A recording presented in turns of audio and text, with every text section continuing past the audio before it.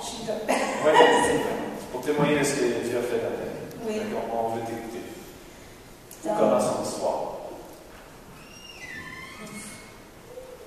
Bon, je m'appelle Sylvie Paradis, je suis l'épouse de Patrick Coquillat.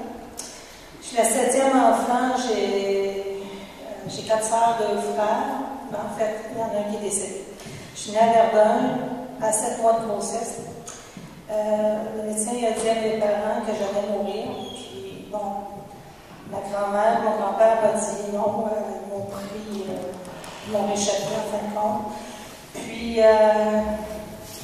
je suis issue d'une famille catholique. Ma grand-mère m'a menée à l'église quand j'étais petite. Élevée par une grand-mère remplie de douceur et de générosité, elle avait été un modèle pour moi. Ma mère, je l'ai connue petite. Cette maman m'a beaucoup fait de peine. Plus tard, à l'adolescence, j'ai compris sa douleur. Et après quelques années, nous nous étions rapprochés. Et voilà, elle décède, je n'avais que 19 ans. Son 3e cancer avait eu le dessus sur elle. Au décès de ma grand-mère, je me suis retrouvée seule avec mon oncle qui était célibataire. J'avais 12 ans. J'ai eu une adolescence difficile. Suite à cela, j'ai fait du mauvais choix. Et connu Patrick, j'avais déjà un fils. Il a accepté cet enfant. Excusez. Cependant, je suis tombée enceinte. Et il a refusé de prendre la responsabilité d'un enfant qui était le sien. Il m'avait demandé de me faire avorter, c'est ce que je fis. Conséquence de ce geste, dépression, peine, je m'écriais. J'ai tué mon bébé. Je suis une meurtrière. J'ai fait une tentative de suicide après un court séjour à l'hôpital. Environ 4 jours après, je suis au salon. Je me jette à genoux, les mains vers le ciel et je crie en larmes. Seigneur, aide-moi, fais quelque chose. Puis je me repris, me leva, mis mes bottes, mon manteau, sortis prendre une marche, une belle soirée d'hiver. La neige était étincelante. Pas une seule trace dans la neige. Arrivé au bout de la rue,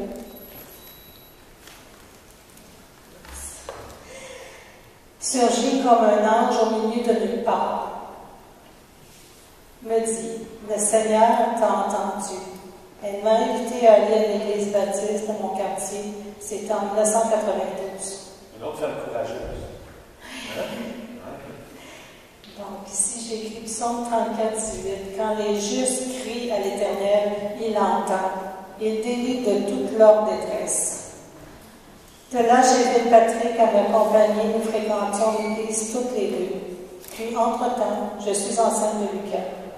Dans cette même période, Patrick perd sa voiture, sa pâtisserie, son logement, tout pour lui. Et il me laisse tomber enceinte de Lucas. Crise de nerfs, me retrouve à l'hôpital. De là, je relis ma Bible.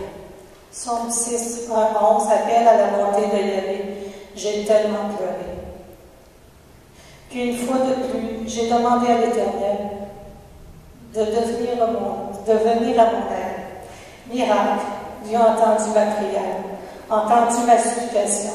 3 jours avant la naissance de Lucas, il m'appelle un jour avant et Patrick est invité à venir vivre chez mon oncle. Le lendemain, j'accouchais de Lucas. Merveilleux, ce que Dieu a fait. En 1995, nous sommes retournés à l'église. Les semaines, les mois passèrent. Nous nous sentions mal de savoir que nous étions dans le péché. Dieu commande d'être mariés. Nous nous sommes mariés baptistes à Laval avec notre pasteur de Montréal. Par la suite, déménagés dans les cantons de l'Est, Fleurimont, nous sommes approchés par les témoins de Jéhovah. Nous y sommes restés environ 3 ans dans l'organisation. Encore une fois, traversons une dure épreuve. Un groupe de témoins nous a soutenus. Elle nous a passé sa chambre, le matin, prière, cantique, lecture de la Bible chaque jour. Patrick décide que nous quittons les témoins de Jéhovah. Nous nous dirigeons vers une église chrétienne de Lennoxville. Le courant passe pas, plus rien.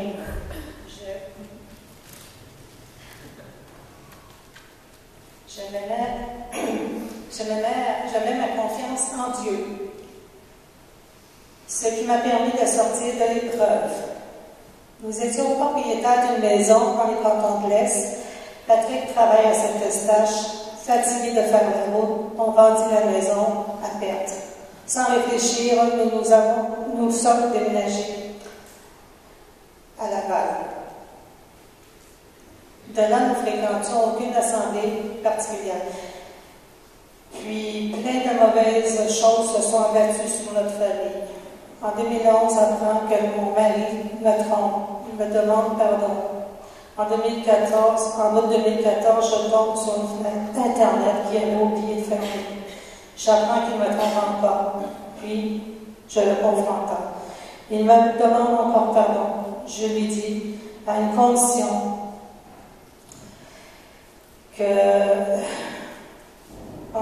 de fait que je crois en sa bonne foi. Je veux retourner à l'église. Il alla sur l'ordi et trouva Église baptiste Ecclésia. Excusez. 2 semaines après notre première visite à Ecclésia, repris de pulsion, il parta sans dire à personne où il allait. En crise, je contacte David et Julie. Tous deux m'ont été d'un grand soutien. Ils ont prié avec moi, puis pas facile, je me repris en main avec l'aide de la foi en Dieu. Chaque soir, je demandais à Dieu de toucher le cœur de Patrick, de l'éclairer de sa lumière. Je lui disais, toi tu sais où il est. Il revient à la maison après une semaine, puis pulsion reprend. Il part lorsque j'ai le dos tourné. Je l'appelle au téléphone, le texte, il ne me répond pas. Il me rappelle en fin d'après-midi. Il me dit, Sylvie, je reviens, tu me laisses faire ce que je veux. Avec amour, je lui réponds oui. Je prie encore Dieu en supplication qu'il touche mon cœur et l'éclaire de sa lumière. Patrick revient, je sors dehors presque en larmes. Il me dit, Sylvie, j'ai eu des pulsions terribles. Je te dis, j'ai rien fait. Est-ce que tu veux m'aider? J'ai besoin de ton aide. J'ai dit oui. Puis nous nous sommes assis au salon. Il m'a dit, Sylvie, Dieu ne peut me pardonner. Je lui réponds, Dieu est miséricordieux. Psaume 103, 8, l'Éternel est miséricordieux et compatissant, lent à la colère et riche en bonté. Enfin, si tu es sincère envers Dieu, il te pardonnera. Dieu est amour. Le royaume de la relation d'aide cœur à cœur m'a permis de mettre en lumière beaucoup de choses, plus le royaume de VR m'a permis de voir encore plus qu'il faut à chaque jour que je combatte ma nature pécheresse, comme l'amertume, etc., que j'ai dans le cœur. Ce que j'ai appris, c'est que je ne suis plus seule avec Dieu à mes côtés. Seule, je suis rien. Avec Dieu, je suis tout. Vraiment, mon parcours de vie m'a raconté aujourd'hui. Vraiment, le parcours de ma vie que je raconte aujourd'hui montre que jamais Dieu m'a abandonné, mais que c'était moi qui l'avais abandonné. À présent, j'ai accepté de suivre et d'apprendre apprendre à mieux connaître. J'avoue que cela n'est pas facile. Tu as mon problème de maladie bipolaire, de type 1 qui est léger. Il est d'une telle grandeur, Dieu que tout nul est impossible à lui. Il m'a pris la main, je l'ai saisi.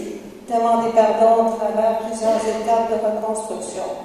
Je termine en disant merci Seigneur d'avoir donné sa vie pour moi, que par le don de sa vie à la croix, je suis sauvée. Par la grâce de Dieu, non par mes œuvres. Merci Seigneur pour tout ton amour immérité.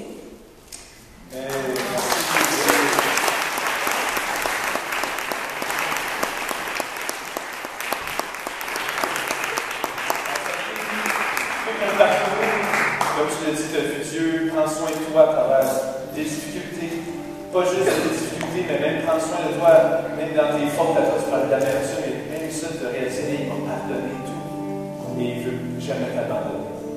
Et là, aujourd'hui, tu veux te faire baptiser. Pourquoi tu veux te faire baptiser? Ça ne représente pas pour toi ce geste-là que tu vas faire. Mais j'ai accepté le Seigneur dans mon cœur, puis je sais que par son sacrifice à la croix, il m'a pardonné de tous mes péchés. Ça va être le symbole qu'on va voir. Plonger dans l'eau, ressortir, comme Jésus était mis au tombeau, il est ressuscité, tu l'identifies à lui aussi. On va te laisser aller vous préparer, on va chanter, nous ensemble, ce qu'on va faire, c'est qu'on va se lever, on va chanter à Dieu, mais en remerciement, et en réponse à ce qu'on a entendu dans sa parole, à ce qu'on a vu faire dans la vie de Sylvie. Et merci. Et quand tu vas être prêt, Sylvie, bien là, on va procéder au baptême. Alors, je vous invite à vous lever.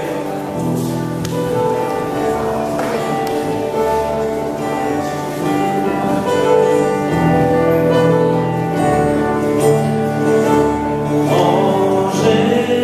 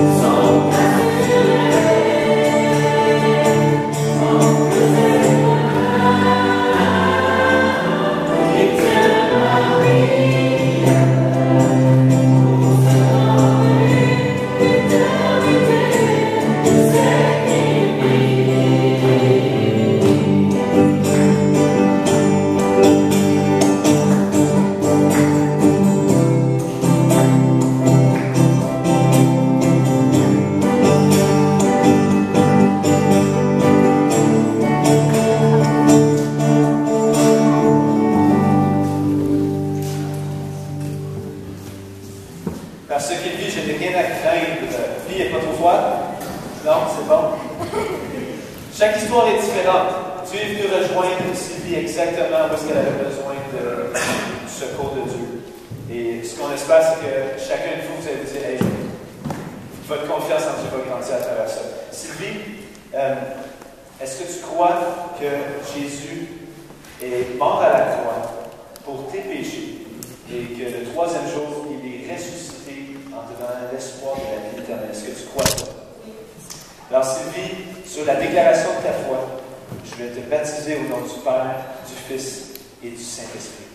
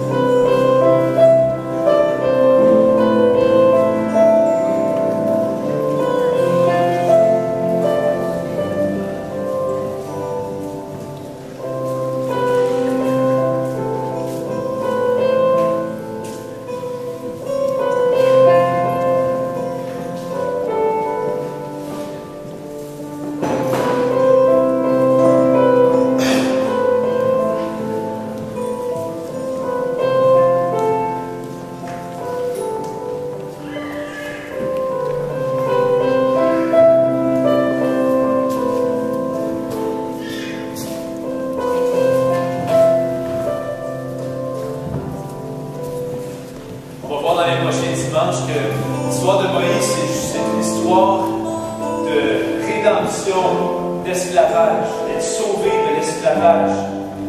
Je ne dévoilerai pas le punch, mais vous connaissez là. Mais c'est une image que chacun de nous aussi on est esclaves, pas nécessairement des Égyptiens, mais esclaves de toutes sortes de pulsions, toutes sortes de dépendances envers notre propre gloire, envers notre propre amertume, de toutes sortes. Et cette image-là, c'est Jésus justement qui nous dit la seule façon d'être libéré, c'est si tu viens à moi et que moi je deviens une force nouvelle en toi, que c'est moi qui viens te montrer que je t'aime et puis qu'au lieu de chercher l'amour un peu partout, tu la trouves en moi, tu la puises en moi, c'est Dieu qui parle et dit après ça tu es libre de pouvoir la redonner à d'autres. Alors c'est ça qu'on célèbre avec le repas de Seigneur, c'est ça qu'on se souvient.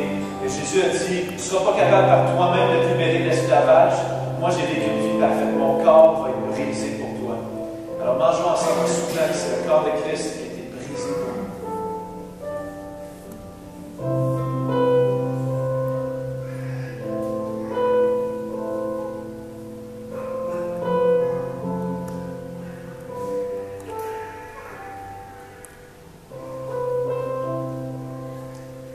D'une manière semblable, le sang qui a coulé.